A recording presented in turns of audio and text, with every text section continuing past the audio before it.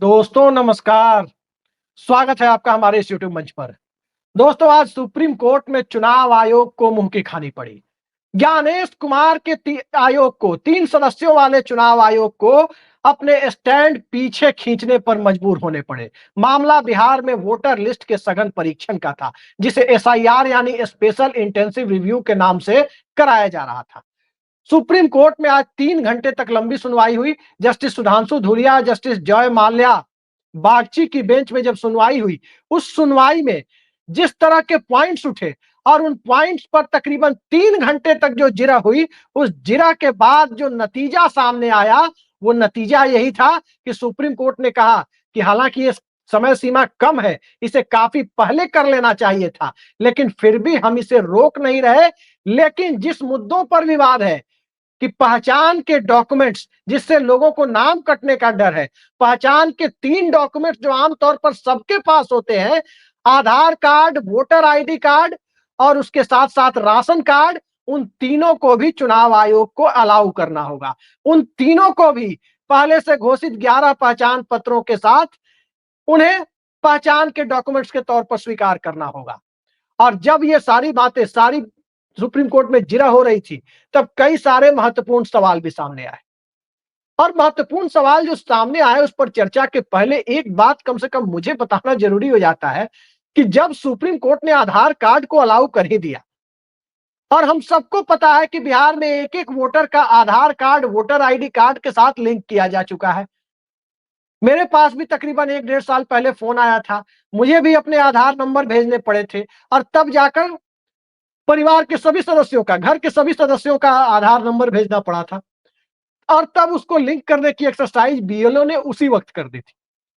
और अब जब सुप्रीम कोर्ट ने आधार कार्ड को अलाउ कर दिया, तो फिर मकसद क्या बचता है कि उसी आधार कार्ड को जिसको अलाउ किया गया है, वो पहले से ही वोटर आईडी कार्ड के साथ लिंक है, तो क्या इस देश के आम जनता के पैसे का, टैक्स के पैसे का कोई वैल्यू नहीं है क्या? क्या उसकी कोई कीमत नहीं है कि सरकार इसी तरह की बेकार की एक्सरसाइज पर आम जनता के इस पैसे को खर्च करे? क्योंकि आधार कार्ड के साथ जब पहले से लिंक किया जा चुका है, तो जरूरत क्या बचती है? खैर, सुप्रीम कोर्ट में सबसे बड़ा विवाद 2-3 मुद्दों पर था। एक मुद्दा कि जब चुनाव अक्टूबर नवंबर में है तो फिर ये एक्सरसाइज क्यों हो रही है? सुप्रीम कोर्ट ने भी इस बात को इलेक्शन कमीशन के वकील से पूछा कि आखिर इसे क्यों अलाउ किया जाए, आखिर क्यों कराया जा रहा है इस काम को जब चुनाव करीब है? इसे तो कम से कम 1 साल पहले करनी चाहिए। जनगणना करने में भी 1 साल लगते हैं। दूसरा पहचान के डॉक्यूमेंट्स को लेकर था कि पहचान के लिए जो 11 डॉक्यूमेंट्स अलाउ किए गए हैं, उसमें तो विद्वान न्यायाधीशों ने खुद कहा कि इनमें से ज्यादा तो डॉक्यूमेंट्स तो हमारे पास भी नहीं है, यानी जजों के पास भी नहीं है। फिर आधार कार्ड को क्यों नहीं अलाउ कर रहे हैं? उस पर जो जवाब चुनाव आयोग के वकील की तरफ से, जब वकील साहब द्विवेदी जी की तरफ से जो जवाब दिया गया, वो जवाब बड़ा ही अनोखा जवाब था। वो जवाब क्या था? आधार कार्ड नागरिकता का प्रमाण पत्र नहीं है। तब सुप्रीम कोर्ट ने कहा, तब विद्वान न्यायाधीशों ने कहा कि आप नागरिकता की जांच के लिए नहीं बैठे हुए हैं, यह आपका अधिकार क्षेत्र नहीं है। यह अधिकार क्षेत्र गृह मंत्रालय का है कि वो तय करे कि कौन नागरिक है और कौन नहीं है। यह काम चुनाव आयोग का नहीं है। लिहाजा नागरिकता की बात आप नहीं कर सकते। और जो डॉक्यूमेंट्स अलाउ किए गए हैं, वो सारे डॉक्यूमेंट्स में एक भी ऐसा डॉक्यूमेंट्स नहीं है जो नागरिकता प्रमाण पत्र की पुष्टि करता हो, जो नागरिकता के प्रमाण के तौर पर स्वीकार किया जा सकता हो। उसके बाद कोई जवाब नहीं था। जिस तरह से 11 याचिकाएं सुप्रीम कोर्ट में पड़ी थी, चाहे वो एडीआर की तरफ से हो, चाहे वो राजद सांसद मनोज झा की तरफ से हो, चाहे कांग्रेस पार्टी की तरफ से हो, चाहे तृणमूल कांग्रेस की ममता बनर्जी की पार्टी की सांसद महुआ मोइत्रा की तरफ से हो, या दूसरे स्वयंसेवी संस्थाओं और राजनीतिक दलों की तरफ से हो, सबकी तरफ से बड़े बड़े वकील लगे हुए थे। गोपाल शंकर नारायण, कपिल सिब्बल, अभिषेक मनु सिंघवी, कई वकील उनकी तरफ से बहस कर रहे थे।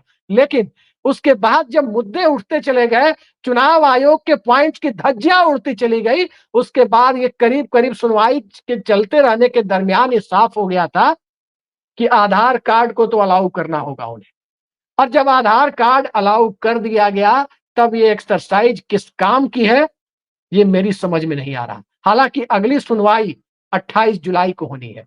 28 जुलाई को सुनवाई इसलिए रखी गई है क्योंकि 1 अगस्त को इन्हें एक टेंटेटिव वोटर लिस्ट जारी करनी है।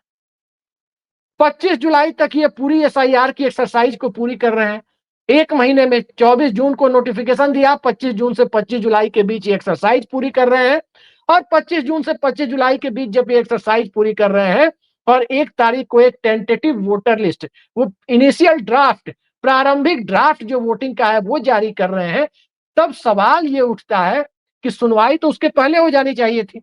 और इसी को देखते हुए सभी पक्षों को 28 जुलाई को फिर बुलाया है। 28 जुलाई को सुप्रीम कोर्ट के समक्ष सुनवाई होगी और उस सुनवाई में देखा जाएगा कि अब कौन-कौन सी विसंगतियां या कौन-कौन सी समस्याएं सामने आई है। समस्याएं तो सामने आएंगी। समस्याएं सामने इसलिए आएंगी क्योंकि यही वकील साहब कह रहे थे कि 4-5 करोड़ लोगों ने अपने डॉक्यूमेंट जमा करा दिए हैं और जब इतने लोगों ने अपने कागजात फॉर्म भर के जमा करा दिए और ज्यादातर बिना डॉक्यूमेंट्स के जमा कराए हैं, तो क्या फिर वो अलग से फॉर्म भरेंगे और अलग से उनका डॉक्यूमेंट्स लिया जाएगा, या जो फॉर्म बिना आधार कार्ड के जमा किए गए हैं अब तक, उनका क्या होगा? एक बेहद गंभीर मुद्दा अब सामने आ रहा है कि आखिर उन फॉर्म्स का क्या होगा।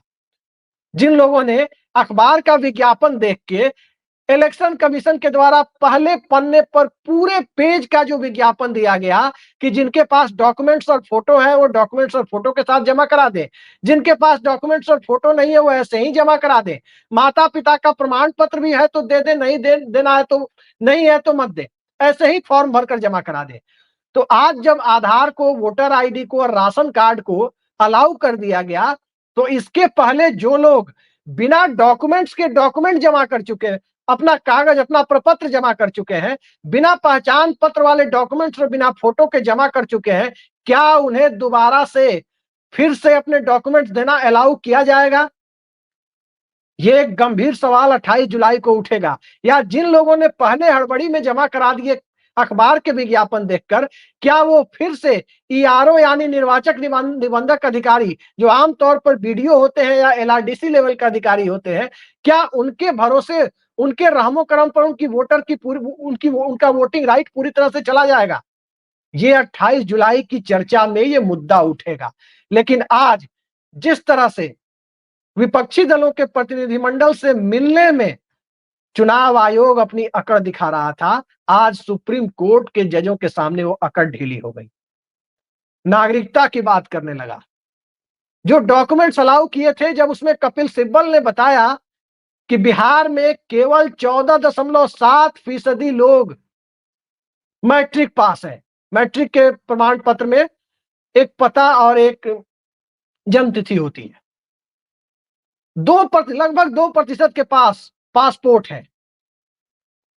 तो फिर इस हालात में बाकी जो 86% थे वो कहां जाते?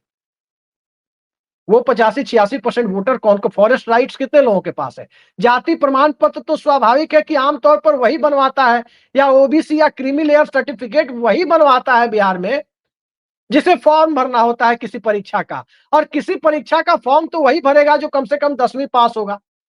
और जब 10वीं पास व्यक्ति किसी परीक्षा का फॉर्म भरेगा तो वो उसी 14.7% लोगों में आएगा जो कम से कम मैट्रिक पास है। ये सारी दलीलें सुप्रीम कोर्ट ने सुनने के बाद ये समझा कि बिना आधार कार्ड, बिना राशन कार्ड, बिना वोटर आईडी कार्ड के काम नहीं चलना है। लेकिन मूल सवाल तो घूम फिर कर वही आता है। दो महत्वपूर्ण बिंदु पर आकर ये टिक जाता है पूरा मुद्दा कि जिन लोगों ने बिना किसी डॉक्यूमेंट के अपने पेपर जमा करा दिए, क्या वो दोबारा से अपने डॉक्यूमेंट्स दे पाएंगे? नंबर 1। और नंबर 2, जब आधार कार्ड को अलाउ कर दिया गया तो आधार कार्ड पहले से ही वोटर लिस्ट के साथ, वोटर आईडी कार्ड के साथ लिंक है, तो फिर ये एक्सरसाइज करने की जरूरत ही क्या है? बिहार में 87%, 87% लोग जनसंख्या के पास आधार है। और जनसंख्या की बात मैं कर रहा हूं, वोटर लिस्ट में पूरी जनसंख्या नहीं होती है। 18 साल से कम उम्र के लोगों की तादाद, वो जनसंख्या वोटर लिस्ट में नहीं होती है। और कहीं भी आमतौर पर यह माना जाता है कि 28, 30, 32% लोग, मतलब 28 से 32% लोग एक टेंटेटिव अनुमानित आंकड़ा है कि जनसंख्या का 28 से 32% के बीच में जो आबादी होती है वो 18 साल से कम उम्र के लोगों की होती है। यानी कुल जनसंख्या का लगभग 70% लोग, 70% लोग वोटर होते हैं। तो जब 87% जनसंख्या के पास आधार है तो वोटर लिस्ट तो वोटर लिस्ट में आने के लिए एलिजिबल या जो पहले से जिनका नाम है 18 साल से ऊपर के लोग, उनकी तादाद तो 70% ही है।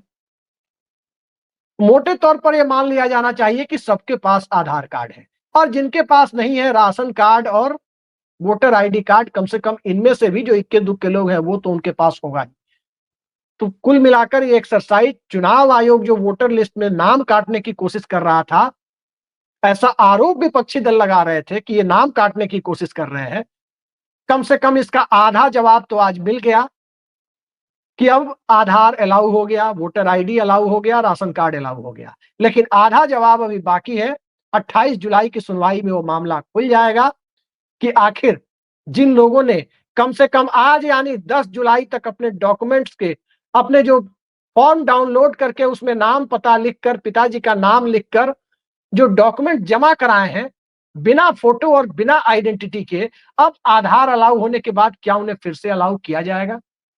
और इंतजार करते हैं कि 28 जुलाई के पहले ही चुनाव आयोग इस पूरी एक्सरसाइज का जवाब खुद ही दे देगा।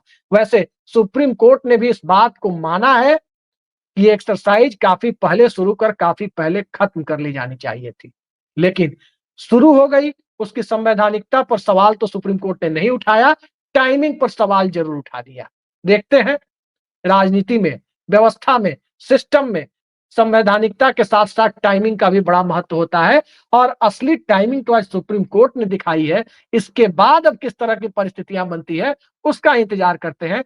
और चुनाव आयोग की तरफ से जो अगला नोटिफिकेशन उम्मीद है कि 2-4 घंटे में जारी कर दिया जाएगा, उसका भी इंतजार करते हैं कि उसमें ये 3 पहचान के जो कुछ सुप्रीम कोर्ट ने जो 3 पहचान प्रपत्रों को अलाउ किया है, उसके अलावा कौन-कौन सी बातें चुनाव आयोग अपनी वेबसाइट पर लिखता है।